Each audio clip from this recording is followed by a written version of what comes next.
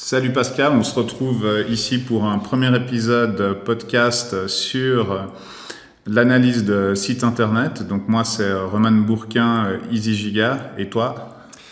Salut Roman, moi c'est Pascal Magnona, je suis spécialiste en interaction homme-machine. On va commencer aujourd'hui avec WineMe.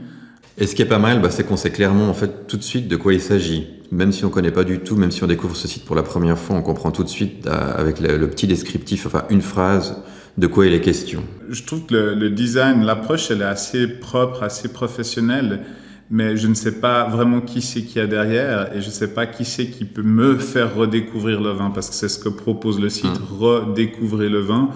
Donc la même remarque, justement, j'ai envie de dire, sélectionné par nos spécialistes, c'est qui ces spécialistes? Et là, je vois qu'il y a un bouton rencontrer nos spécialistes.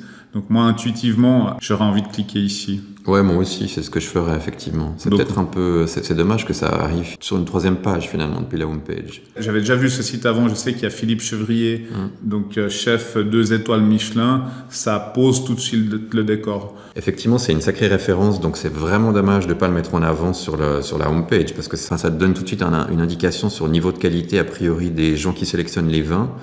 En arrivant sur la boutique, on perd un petit peu le design, mais ce qui est clair, c'est qu'on a tout de suite les vins avec des prix affichés. Donc ça, je trouve assez agréable d'un point de vue mise en avant de produit. C'est que c'est bien qu'ils mettent que c'est du rouge, parce que parfois on voit une bouteille de loin et encore en plus sur Internet, on ne sait pas si c'est du blanc ou du rouge. On ne sait pas très bien, à part ça, comment c'est classé les vins sur cette page, mais quel est le cri, pourquoi ils sont présentés de cette manière-là, selon cet ordre-là, je ne sais pas. Peut-être que ça pourrait être intéressant d'avoir d'autres types de critères, typiquement des gammes des fourchettes de prix, par exemple. Je vais cliquer sur abonnez-vous, on va voir.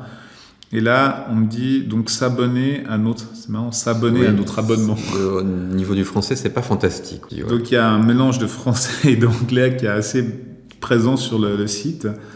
D'ailleurs, il y a beaucoup de choses, je trouve, qui sont au niveau des clics, notamment comme on l'a vu sur la boutique, qui sont pas des actions claires, enfin en tout cas très, très, très visibles. Il y a Découvrez nos vins ici, qui a l'air d'être un texte relativement statique avec une petite icône, mais on peut bien imaginer que finalement c'est un lien.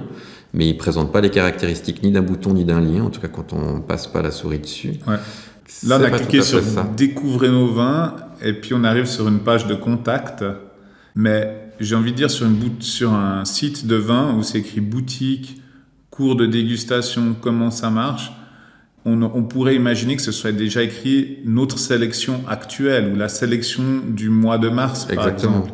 Mais dans un site qui vend du vin, avoir un lien vin, je ne sais pas trop où ça va m'amener en fait. Ce qui est assez étonnant aussi, c'est le positionnement en fait de cette rubrique dans la navigation, puisque ce qui est mis en avant sur le site, c'est ce système d'abonnement qui a l'air d'être l'élément clé du service proposé, et puis il apparaît seulement en 4e position dans la navigation principale.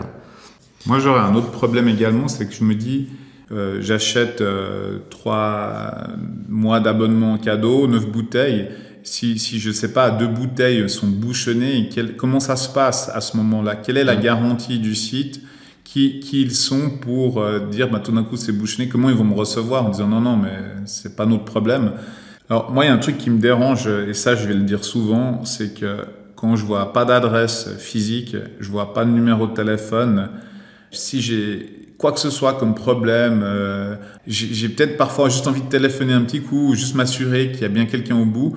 Donc, je suis un petit peu freiné. Puis, l'adresse physique aussi, je me dis, mais ils sont à Tombouctou, ils sont à Paris, ils sont à Genève, ils sont à Zurich.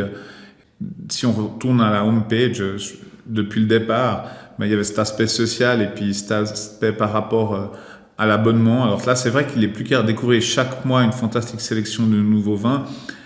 Quand on parle en fait de cette sélection et qu'on clique abonnez-vous, si on nous avait conseillé de cette manière-là, c'est vrai que on arriverait sur une page où on s'abonne. Quelles est finalement ces 3 bouteilles qu'on va recevoir? Et puis là, si je clique sur les 3 bouteilles, je me dis bon, ok, je voulais m'abonner, je voulais voir ce que j'allais recevoir. Maintenant, où est-ce que je trouve ces 3 bouteilles par mois? Et depuis là, je suis un petit peu perdu et ça m'oblige un petit peu d'aller visiter tout le site.